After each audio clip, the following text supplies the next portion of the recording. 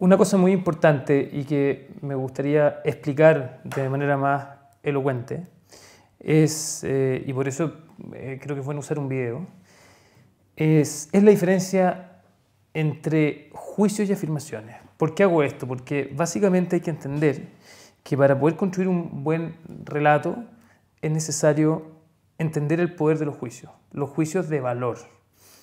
De esa manera nosotros podemos entrar al ámbito de las emociones, que esa es la gracia que tiene un relato, que es capaz de transmitir emociones. A diferencia, por ejemplo, de hablar sobre el modelo de gestión que implementamos la semana pasada y que tiene tales características, ¿cierto? Nos vamos a un mundo abstracto.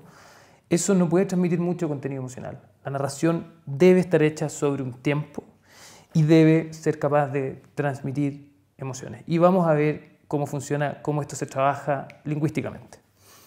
Hay básicamente dos actos de habla. Una son las afirmaciones y los otros son los juicios.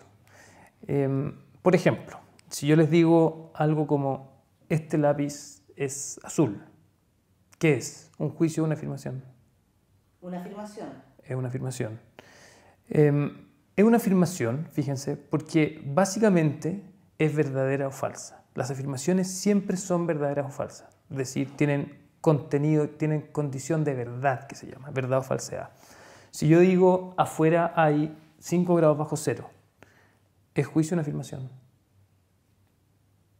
Es una afirmación. Es una afirmación. Probablemente una afirmación falsa, pero es una afirmación, porque es comprobable empíricamente. Entonces son dispositivos que nosotros usamos en el lenguaje para probar la realidad.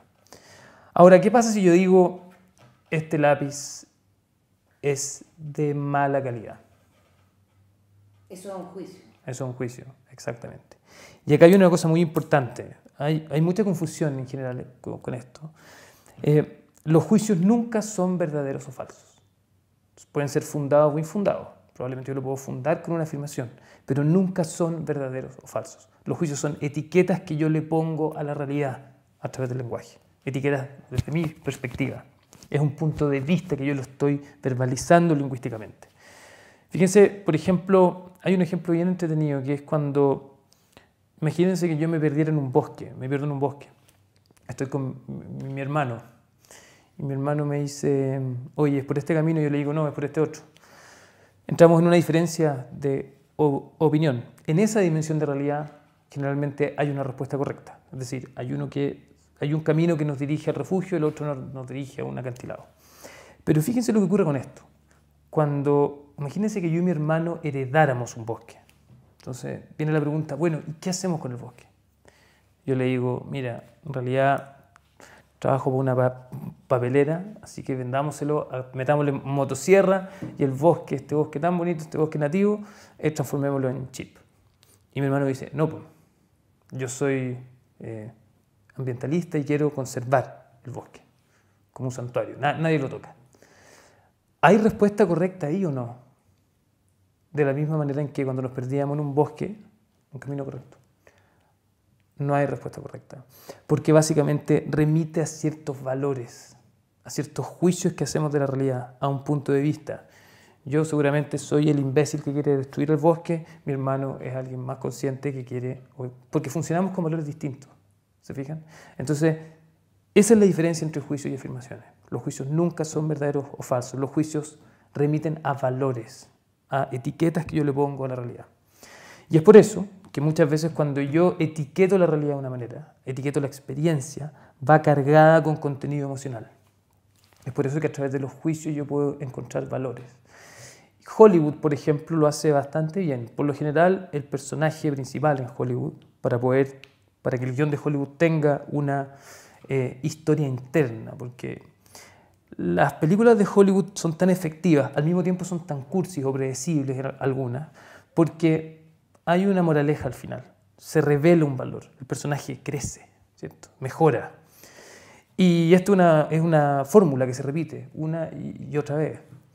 Y si ustedes se fijan en la historia interna del personaje, es clave cómo cambia el juicio de realidad que hace el personaje principal. Por ejemplo, en Mujer Bonita o Pretty Woman, vamos a hablar de Richard Gere, no Julia Roberts. Richard Gere es un prostituto de los negocios. Y generalmente la backstory, lo que está detrás, es muchas veces una herida que tiene el personaje.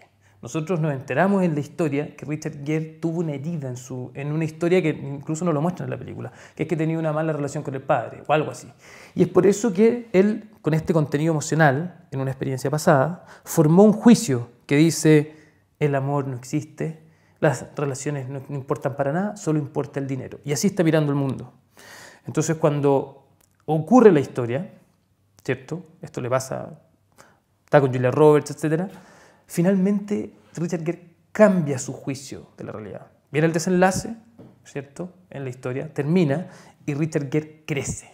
Es decir, se transforma en alguien que es capaz, ahora sí, de amar a la gente y todas esas cosas. Y Hollywood hace mucho esto, pero es clave entender que hay una relación entre el juicio que hace el personaje y el juicio y el valor que está detrás. Así nosotros podemos trabajar técnicamente y construir historias, sobre todo si entendemos el poder de los juicios. Los invito a mirar, revisar el contenido del curso.